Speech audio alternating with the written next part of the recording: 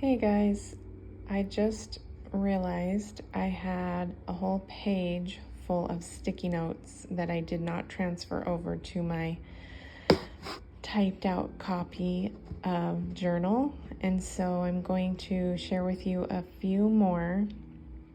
The first one, I believe, is a prophetic dream that I was given.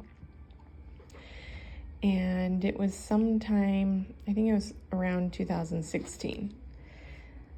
So in this dream, I was in my home alone, and it was nighttime, and I was making cookies.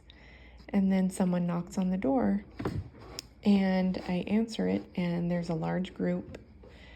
They're all traveling, they're going somewhere, and I run back in and gather a bunch of things into like a jogger stroller, and I even grab the cookies.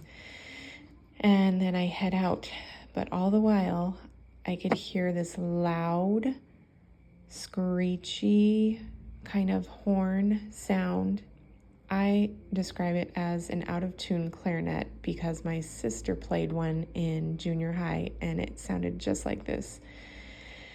And it was moving all throughout the sky. So I grabbed my stuff, went outside, and it was just filling the whole sky. This loud, screechy kind of sounded like tectonic plate shifting and I've never heard this before. This is just what I thought an earthquake or shifting plates would sound like. And actually, I'm going to attach this video that I came across a few years after this dream called Strange Sounds Around the World, and it sounded just like this.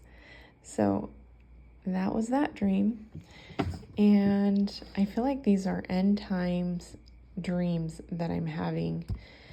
And like I said before, the Lord doesn't do anything without warning first, and He in end times will pour out His Spirit on all people, and they will have dreams, visions, and prophesy. So then the next dream I want to tell you about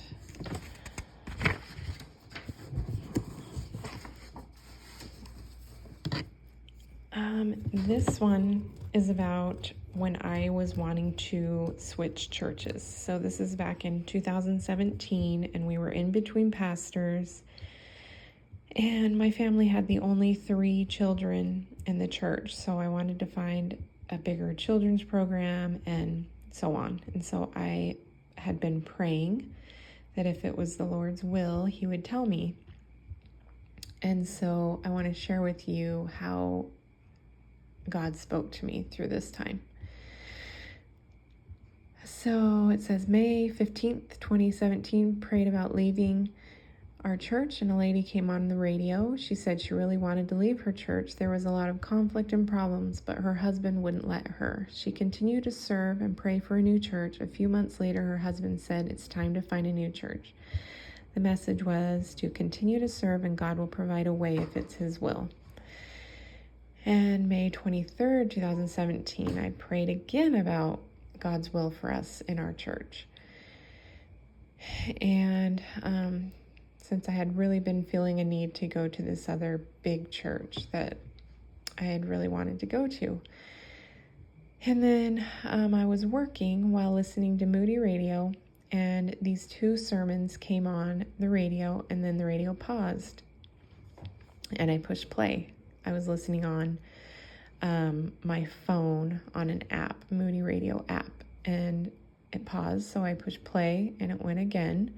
Same exact 2 sermons, and then it paused again, and I thought, oh man, is this my message?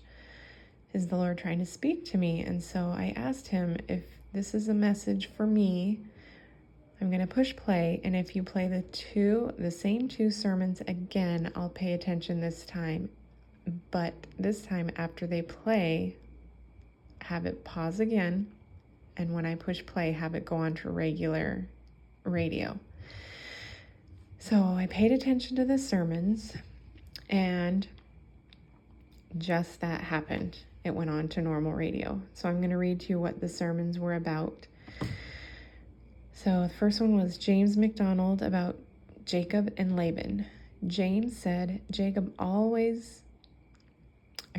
McDonald, said Jacob always does what's best for him.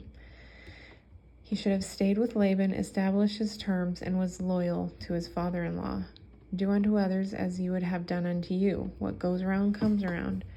What you sow, you will reap. Strongholds blow up through your own decisions. Jacob needs to think differently about God, about himself, about his life, about where blessings and consequences come from, and how God is over it all. Don't run from conflict. If someone's life is about doing bad things to others, they will experience the same. Then the second sermon was Erwin Lutzer about Jonah. In your disobedience, God will still use you, but your disobedience will have consequences. A man stomped the dust from his shoes at the door of the church, saying, I'm done with this church. They have wronged me. 15 years later, the church has grown and is doing great. You think your stubborn will change the Lord's plan. We will not give up until you corner us. It's always best to hurry back to the Lord. So it was obvious to me the Lord wanted me to stay put and make the most of my time there. It's all God's plan. We can't do what we want when God's plan is something different. And I'm really glad I stayed because the church has grown and I have a lot of really good friends there now, and I'm the children's ministry leader, which I never would have been in a big church. So it's definitely worked out for the best.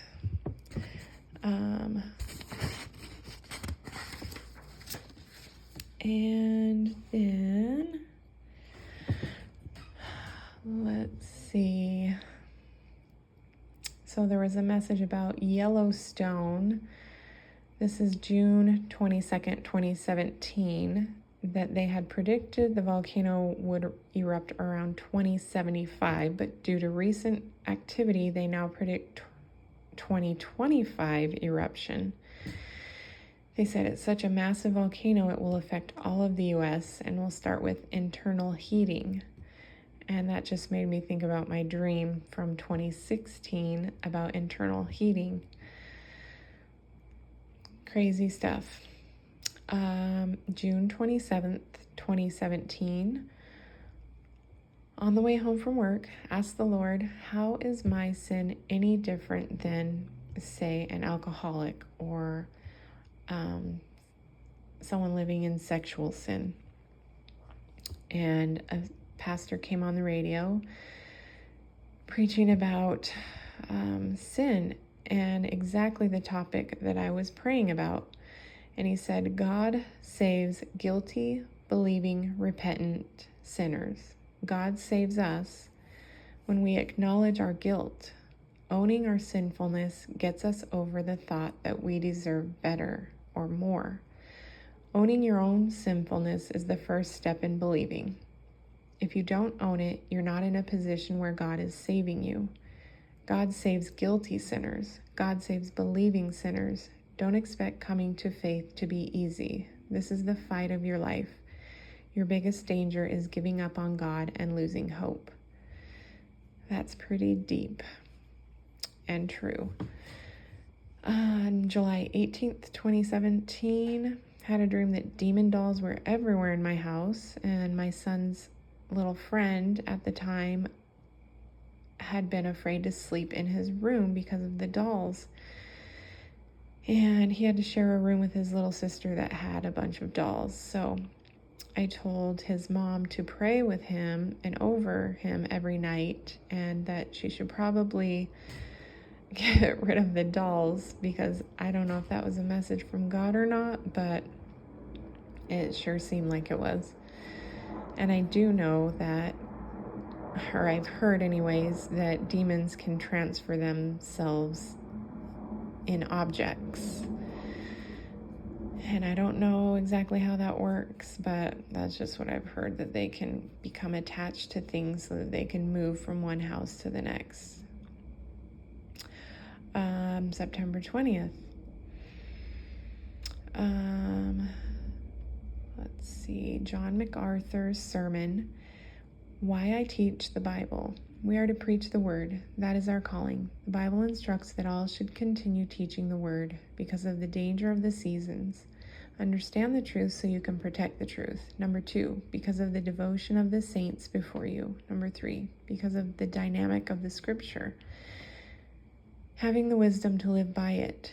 Number 4, the demand of the sovereign. Number 5, because of the deceptiveness of the sensual. They don't want sound teaching, not interested in the truth. The only food that feeds is the truth. The worst form of wickedness is the perversion of God's truth. Many churches are doing this. All right, I'm going to leave it there, and God bless you all.